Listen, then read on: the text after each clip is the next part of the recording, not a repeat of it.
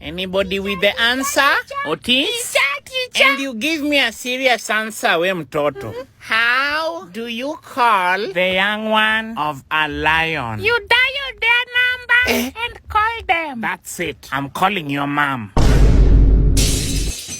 I remember when, I'm trying to think, I don't know if you said it on a radio show or TV show about your dating prowess. You was with one man, two men, three men, four men over the course of a 24-hour, 48-hour span. Did you think about the ramifications of how people, men, women, everybody would look at you? Because, or does that not bother you? Or you learn to tune that out?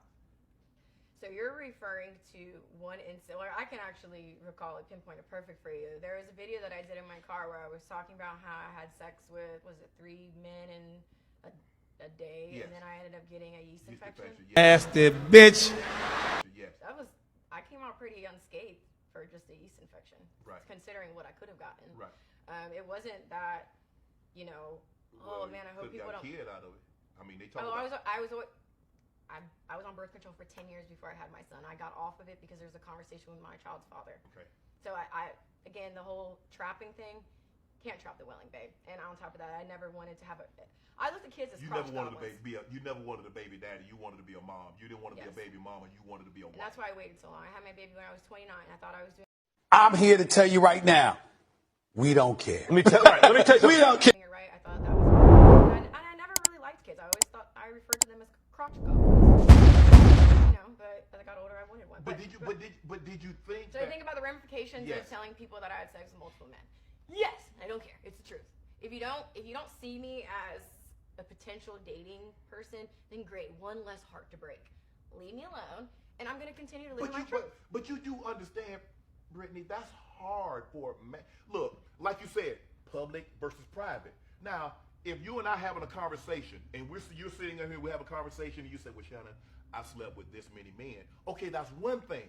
That's between you and I. But to have that conversation, and then everybody, Sam, John, and everybody else knows it, that's a whole different ball game, Brittany.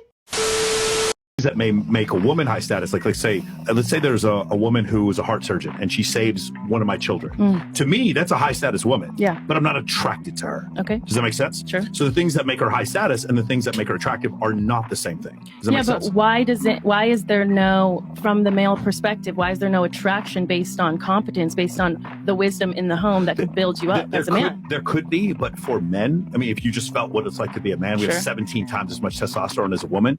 We're just more concerned with certain features of facial symmetry, signs of youth, hip to waist ratio, and submissiveness to a certain extent, agreeableness. Those things, I'm not saying a woman who's smart wouldn't be attractive. I've dated some smart women. It's very attractive. The problem is, in comparison to how physically attractive I am to her, it's just not. It's 3 orders of magnitude more. You're that guy, pal. Trust me. You're that guy.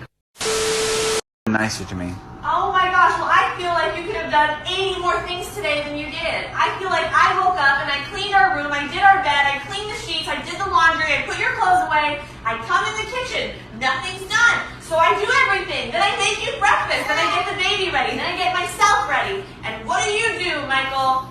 You just tell me I could have been nicer. That seems pretty nice to me. And you thought it was pretty nice last night. Super nice. Woo! Damn. You got me. A lot of people, grandmoms, who was getting cheated on by Uncle Earl. No, Uncle Earl was down the block doing his ones and twos and coming home and beating on Shirley. Like, come on now, we not about to act like that. In the mic. We not about to act like back in the day. Them ladies won't going through it and sticking by their husband because they supposed to, because they married. No, I got money now, fuck the husband. See, that's what I'm saying. I feel like the money, look, that's because the money was the only power the husband had. What you talking about? That's not I'm sure. Okay. Talk to him, brother. Talk to him. See, that's the problem with today. A lot of these women finally, congratulations, you can pay your bills. You're an adult. But at the end of the day, in order for us to be able to thrive, not survive in apartments, to be able to thrive, success is a team sport. I'm going to need your abilities. You're going to need my abilities. So yes, you can keep that 1-bedroom economy apartment with the Nissan Sentra outside with the missing hubcap. You can keep that shit up. But in order for us to thrive, to generational wealth, to make sure that our children and our children's children are born millionaires, you're going to need some help, big dog. And guess what? I got the help. And with my help, it comes with respect. With my help, it comes with submission. With my help, it comes with your being so goddamn friendly. Because if not, you can carry your ass there with the Nissan and try to find the hubcap. My nigga. Men should be dangerous. By dangerous, that implies I should be ready to threaten someone, to hurt somebody. No, you should be capable of it. But that doesn't mean you should use it. There's nothing to you otherwise. Like if you're not a formidable force, there's no morality in your self-control. If you're incapable of violence, not being violent isn't a virtue. People who teach martial arts know this full well, right? If you learn a martial art, you learn to be dangerous, but simultaneously you learn to control it. Both of those come together. And the combination of that capacity for danger and the capacity for control is what brings about the virtue. Otherwise you confuse weakness with moral virtue. I'm harmless, therefore I'm good. It's like, no, that isn't how it works. That isn't how it works at all. If you're harmless, you're just weak. And if you're weak, you're not going to be good. You can't be, because it takes strength to be good. It's very difficult to be good.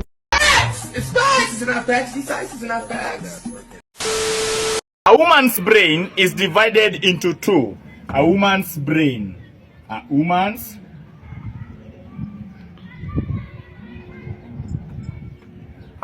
brain is divided into two sides. A woman's brain is divided into two sides, where we have the left side and the right side. On the left side of a woman's brain, there is nothing right. And on the right side of a woman's brain, there is nothing left. I don't want peace. I want problems always.